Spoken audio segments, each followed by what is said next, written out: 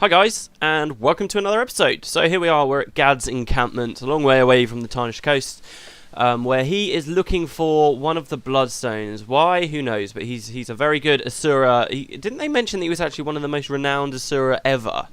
But his speciality is basically containing magical energies. So he's the next expert we need, and Livia has guided us to him. So he's got this encampment out here near the southern Shiver Peaks. Now this is where there's some pretty cool stuff going on to do with the Shining Blade, and indeed the Bloodstone that I talked about a little bit before. So there's a few pretty cool links to the prophecy stuff that we saw before.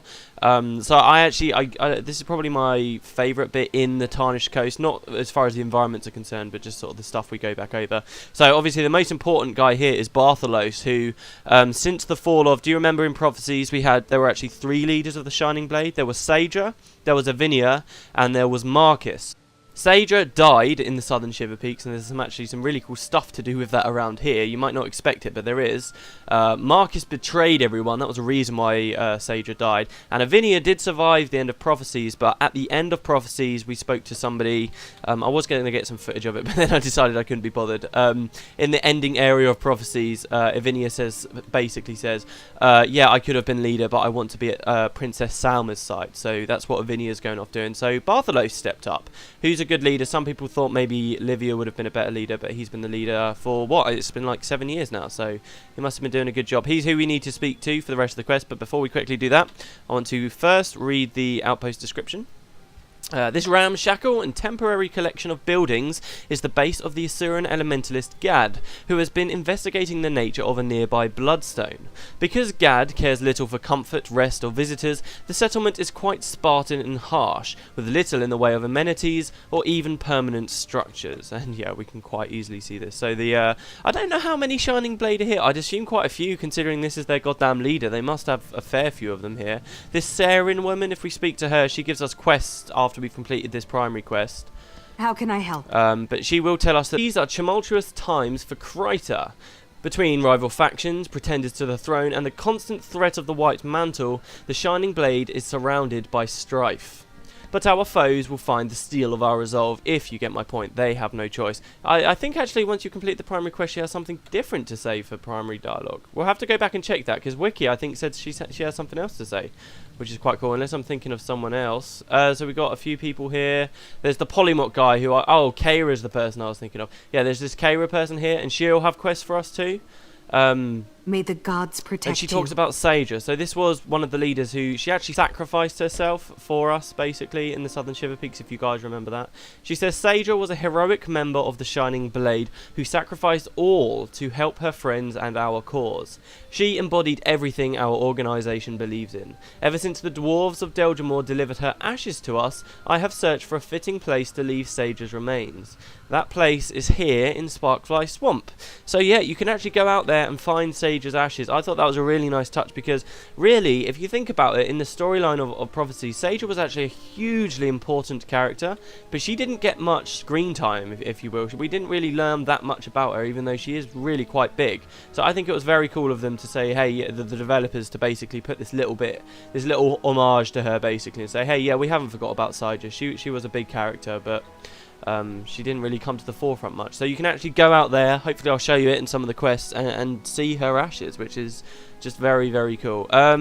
Before we go do the primary quest though, sorry, I want to face Blarp and Polymok. This is all going to be sped up, and I'll probably do commentary afterwards. So, and that's how I think I'll do the rest of the Polymok matches, because I went into it in loads of depth last episode. So yeah. Why are you bothering me? They're just a bit long. Are you ready to face me? The others here are but pawns compared to my kingly knowledge of Polymok and the elemental pieces. Prepare to be awed by a true master. Okay. So what we're actually going to do in this game is play with our new pieces. Oh great, another book. Okay, hello Judge. So I want to use my Fire Imp. I want to use my... What's he got? He's got an Earth Elemental. What's he got? What else has he got? Oh, so we can only see his next piece, really? Okay, so he's going to open with an Earth Elemental piece, I guess. Ah, check that out. And mine appear behind me. How didn't I notice that before? That's cool. Okay, Why are you bothering me? So I want a Kappa, and I don't know, what do I want the last one? I think the Gargoyle was best, because it had all that lightning damage. Okay, so he's got the 3 elementals. That's pretty cool. That's a pretty sweet combination. I don't know what he's going to use first, though. You can't tell. I was hoping you could, but you can't. All right, let's just start with... I'll leave the Kappa for last. I'll start with the Gargoyle. Like yesterday, the Fire Imp was doing so much damage to me, so I think he's probably quite good. Okay, here we go. Wish me luck, guys. This is when it's going to start getting sped up. So this was actually quite a fun match, actually. It was like the one yesterday when I survived with like 50 health. It was pretty good. I'm getting more used to the skills again. I mean, I'm not really focusing that much, but my main thing is getting the power drains and the blocks off, just playing a little bit defensively. But yeah, you see he beat my first piece. I decided to, instead of using that meteor to just knock out his second straight away, I decided to use flare, so I'd have my meteor to open with. Here I'm actually using fire damage against an ice guy, which does do a little bit more. He should have less armor against me like that in Guild Wars 1. That's actually a mechanic that's not returning in the sequel, by the way. But I don't know whether it makes any difference at all in Polymock. And I can't remember who beats who in this little duel. Alright, so he beats me. I'm 2 down, he's 1 down. I knock him out straight away with that trident, and now it's my Kappa versus his fire elemental. We're both purple pieces. We're going for it. Who's gonna win? Who's gonna win? It's quite hard to see with it sped up so far, so I'll give you guys that. And it comes down to it. We're both really low on health. Well, he was lower than me, and then boom, there we go. We get him. Whew! All right, there we go. We won. It was close, not as close as yesterday, but we did win. By the way, here's all of the dialogue that was getting sort of spouted through that fight. Feel free to pause and read it if you want. See, this is another thing that I didn't mention in the last episode. I'll just quickly go over. The fact that they put the detail into every single fight. The NPCs are constantly harassing you and saying cool stuff, sometimes quite funny stuff. But Polymock is so, you've got to focus on the UI so much in Polymock. How is anyone going to be able to split their attention to read that? Do you see what I mean? That's just an example of effort they put in that was wasted because they didn't quite understand, I guess, they didn't quite understand how the matches went. Anyway, so there we go, that's Blarp defeated. We'll return to Grandmaster Hoff later on when we go back to Ratassim to tell him about that victory. We won't meet anyone else we can play for Polymock for, as far as I know, a little while until we go to another place in the Tarnished Coast. We've not been everywhere there yet, but yeah. Okay, so that's all that. Let's get on with the main storyline, shall we? So let's speak to Bartholos and see where exactly Gadd is. What news? Okay, he's got another quest. This is Frog Stomp. There's 2 quests that you can do with that will end up unlocking you a new hero. We'll do those after the primary quest. I had a bit of a debate with myself earlier about whether to do what to do first, but I've decided to go with the main story first. So, finding Gadd. Tom Bluewood. Livia passed through earlier and said you were looking for Gadd. They went east and should be at the Bloodstone Caves by now. If you hurry, I'm sure you'll catch up. You'll find Gadd to be extremely demanding as an employer. Ready for some exercise? Yeah, I think so. Okay, so let's go out into the swamp. I will add my heroes and my henchmen. Hopefully, nothing's quite as dangerous as going through that little bit in the Shards of Ore, as far as I remember, so I'm not that worried. So here we go, Sparkfly Swamp. I can't remember if this whole explorable area is still raining or not. Something interesting about this explorable area is that there's still dinosaurs everywhere, despite the fact that it's so far away from the Tarnished Coast. I'm not sure whether that's because the game kind of just thing that the developers did, or whether in lore actually the dinosaurs are for some reason all the way over here. I mean, there's not much land for them to go on. I mean, go much further south, you've just got a big river, and then obviously ore and the Crystal Desert and stuff. Anyway, right, so let's speak to the weapon crew member. What are the Asura here doing? What's our contrived reason for fighting this time? Oh, great. Another Booker. Let's face it, Booker, my crew's about to experience complete failure. We made this machine, you see, to help people fight, but it only helps humans. What's the use of that? Maybe if we could prove just how useful it made humans. Would you be willing to try it out? Kill all the monsters around here and let us know how well it works. Okay, something that will help me fight, bring it on. See, it's something quite weird about some of these bounties and blessings. Has he actually given us something? They seem to sort of give kind of a weird, like, half-assed lore reason for what it is, that these bounties that they're giving to us. Again, I've talked about it so much recently, but it's just one of those things. I think it's a gameplay mechanic. You guys, the writers really didn't have to try and justify it in the lore, because it just sounds a bit half-baked, really. But okay, I guess we've got some Asuran weapon which we can now go fight stuff with. Yeah, lots of raptors around here, so it's just full of dinosaurs. There are some more interesting enemies, lots of Hylek. We're in a swamp after all, so lots of frogs, lots of Hylek, basically tribe grounds to the north. We will be seeing those, but in the southern areas it's mostly dinosaurs. We, as you can see by the map... Oh no, wait, what the hell? Oh, that's the wrong primary quest, hold on. Finding Gadd, where are we going? Yeah, we're going to this corner over here. And this is actually a cave system that extends into the Shiver Peaks. And Gadd has found a bloodstone down there. Now, this didn't twig for me for a long time until I looked on Wiki before filming this episode. It had a note there. I don't know whether there's any real proof of this, but it sounds really cool and I want to believe it. Do you guys remember when we got the vision from Glint? Basically, we went with the Vizier to the Crystal Desert, and then for a long time we didn't see what was happening with the war with the Shining Blade. And the leaders, Saija and Avinia, after Marcus betrayed them, Saija and Avinia were captured, do you remember, by the White Mantle in the southern Shiver Peaks? And Glint showed us a vision and told us that these two women, these two remaining leaders of the Shining Blade, were about to be sacrificed by the White Mantle on one of the Bloodstones, because of course that's what they were doing.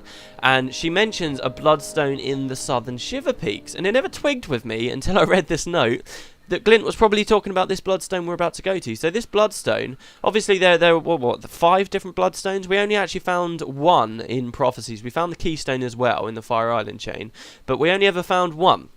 The story goes, I didn't mention this in a previous episode, but the story, whether this actually happened or not, but the story goes that after the gods made the bloodstones or something to seal away magic, that the volcano erupted and sent the bloodstones all around the world.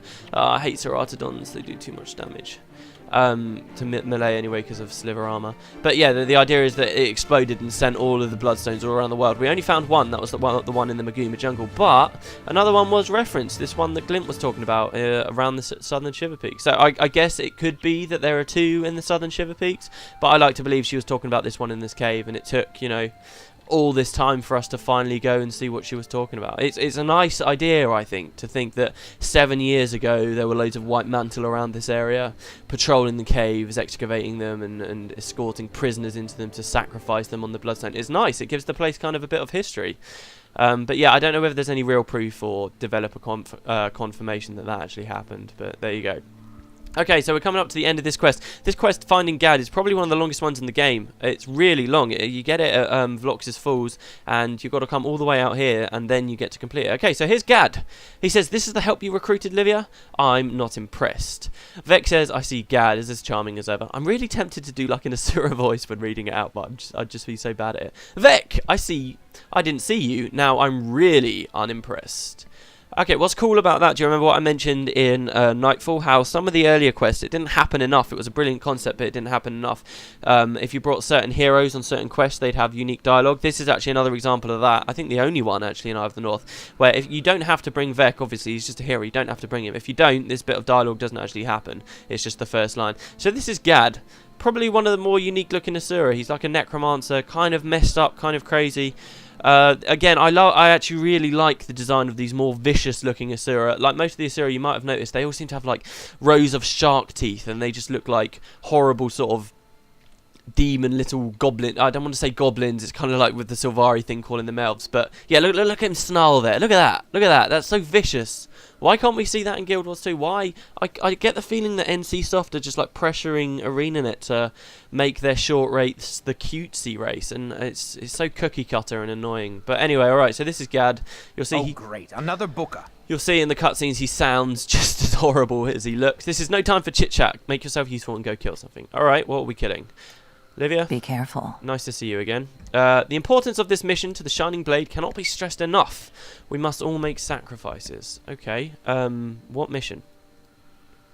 The entrance to the Bloodstone's caves is sealed by mystic wards. Gadd says that you can open it with the proper instructions, which are tribal tattoos on the local Ettins.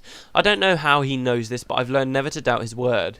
You handle the easy part and kill the Ettins. I'll do the dirty work, collecting the inscriptions from their lifeless carcasses. Oh, I bet that'll be messy. That's quite cool, quite fitting for a necromancer like Livia, though. So yeah, this is quite cool. It's actually like a mysterious door.